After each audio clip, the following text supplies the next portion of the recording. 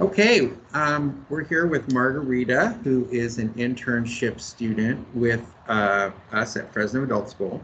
And she's completed our initial office occupations training where she grabbed the technical skills and the keyboarding skills and the things that she needed to hit the ground running on the first day. And we've invited her here to kind of talk a little bit about the internship experience, what was required to get started, and how it's going so far. So thank you, Margarita, for You're agreeing to do welcome. this. This is, I mean, it's huge, but I know it's not easy to go on camera and know that something's going to be out there, but we really appreciate your cooperation. And so just tell us a little bit about when you got started with the program and what first turned you on to Fresno Adult School.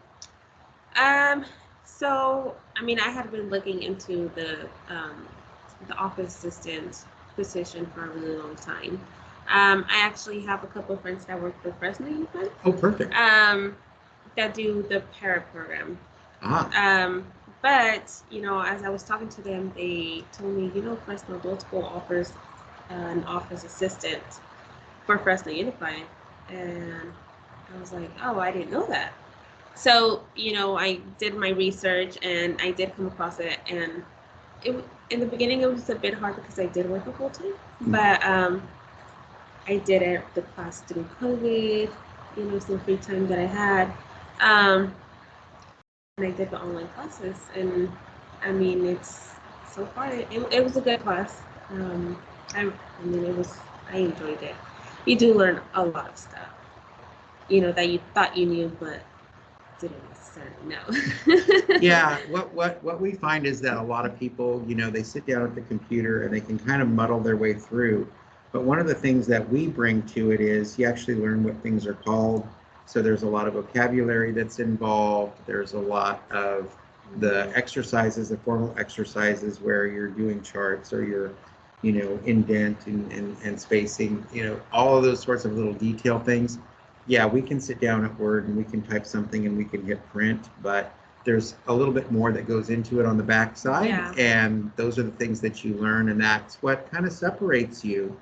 And that's what distinguishes you when you're out there in the job field. So you survived COVID, which is great, and you were really able to thrive with the online learning approach. Talk to me about the schedule and the online learning and how that worked for your life. Well, I'm not sure how the schedule was before. It was like online, but the schedule that I received was actually, it worked perfect. Um, I did ended up getting a full-time job, so I was able to do my class like at 6 at night, Perfect. which was fine because I was off at 6, so it was literally from work to the computer. So we had options for you. Yeah, you did have options, That's and it was great. That is great. And then talk to us about the internship. So how long has that been going on for you, and what are you experiencing so far? So I started about 3 weeks ago, say, and I just finished my 120 hours on Tuesday. So, I mean, I feel like I gained a lot of experience, doing a lot of things. I am doing it at J. Young now currently. Okay, so you're working at J. Young, which is kind of ground zero for a little bit of this e-learn crisis, right? Oh yeah, yeah. It's crazy over there, but everybody is handling it very well. um, and so I think that's where I come in to do. Can you do this? Can you do that? And to me, it's totally fine because that's a new skill that you're learning. It's either checking out a computer or checking in a computer, answering questions, answering phones, filing, all the students that have been enrolling onto eLearn, which has been, I've heard a number, over 4,000 students. Yes, yes. So a lot of people are bandying about a number of 3,000 students, but that is technically only the K through 8th grade students. Yeah. So the actual number for eLearn is obviously well north of that 3,000 number. So yeah. Yeah. And it's great that you're there and that you're able to pitch in and help. So before you could go onto the school campus, what did you have to get accomplished? Before I can go on to, No fingerprinting was what you did have to do the fingerprinting, correct? Yes, I did do the fingerprinting. Background check. So they yeah. figured out that you were not a criminal, which is great. No. That is outstanding.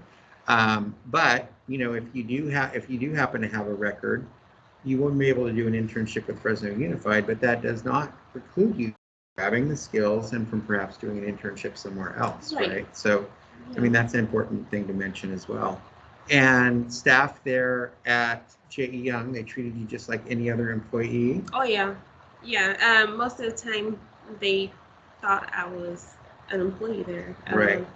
And they would ask me. So you're undercover worker instead of undercover boss. Yeah. Yeah. And the office manager there, I mean, she's awesome. And she actually wants me to once I get my stub number. Right.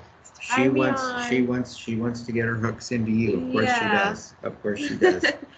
All right. Well, that's amazing. And then how has managing your schedule you've been basically working a full-time job for 3 weeks.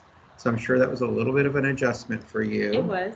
And you've been coping okay? And yeah. Oh, that's great. Yeah. I feel I kind of had it figured out, I guess you can say. But I mean, the hours are fine. It's, I would go in at 8:30 and school closed at 4. So by 4 I was out, which is good when you have kids of your own, Yes, of course. And that's one of the big draws for Fresno Unified, and that's why a lot of people are considering this, is because they do have family, they do have a home life, they want to be home with those kids. And when you look at the benefits, the time off, the vacation, the holidays, the benefits, especially healthcare and everything, it's definitely worth it's definitely worth what you've gone through. Yes. There's a payoff at the end. There is. And talk to us a little bit about your high school experience. Where did you go to high school, and what was that like? I actually graduated high school from here, Cesar Chavez. Cesar Chavez. When it was Cesar Chavez. But still Cesar Chavez, but that's amazing. So you graduated from Cesar Chavez, so you're one of our own. Yeah. You're a native. I don't think they have a native daughter. I guess maybe they do have a native daughter. I always hear native son, but you're homegrown, which is great. Yeah. Where were you supposed to go to high school? Where were you initially? So I initially attended Edison. Okay. And then I decided to go on home studies. Now, what was the impetus? What was the impetus for the home studies from Edison? What made you decide to do that? What was going on with you? Well, I actually had my son. Oh, okay. When I was 16. So at that time, it was a little bit hard to manage both. Were you approached by an administrator and kind of encouraged to do the home studies, or was that thrown out as an option and you did it, or? No, I kind of looked into it because for medicine, I went to J.E. Young. Mm-hmm. I did most of my high school work at J.E. Young to do the home studies there. Unfortunately, I fell behind maybe like the last semester, which then. And how old were you at that point when you fell behind? I believe I was about 17. Okay. 17 and a half. Which I know you can't go there once you're 18, so you have to transfer on to an adult school. So they led you to believe that you could not attend J.E. Young if you were 18 years old. Yeah. Okay. Yeah, I believe that was it's been a while. I'm not sure what the rules are, but that's interesting. And like you say, it has been a while. So, I'm so glad that Fresno Unified, that we were finally able to kind of put something together for you. Yeah. And make a difference in your life.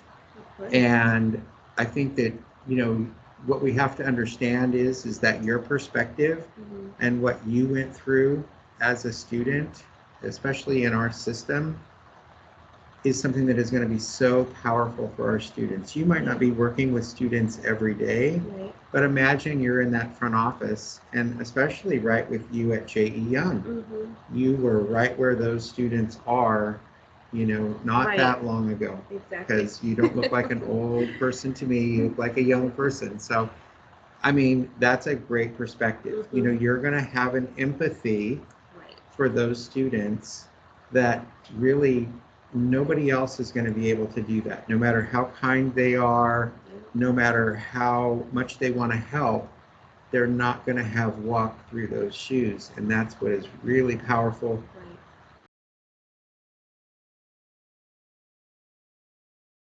Do this, willing to go online, willing to kind of relive your story, your origin story. Mm-hmm.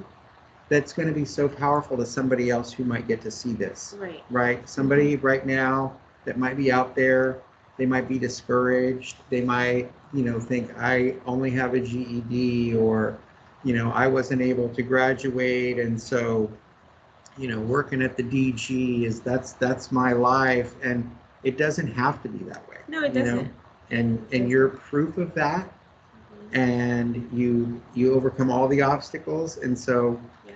I just want to celebrate you, and I want you to say a few words to somebody out there who's struggling. I want you to say something motivational to a student that's struggling. So I would just say keep looking forward. Don't you're going to go through a lot of stuff, obstacles, or whatever the case may be, but just don't give up. Just keep going, do your research, and whatever you want to do in life, find the spot that you want to be in.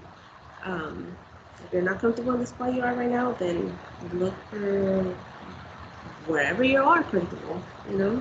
that's awesome. Thank you, Yeah. Margarita. You're I'm going to welcome. end the recording, and I'm so thrilled to get this, and I'm hoping that it works.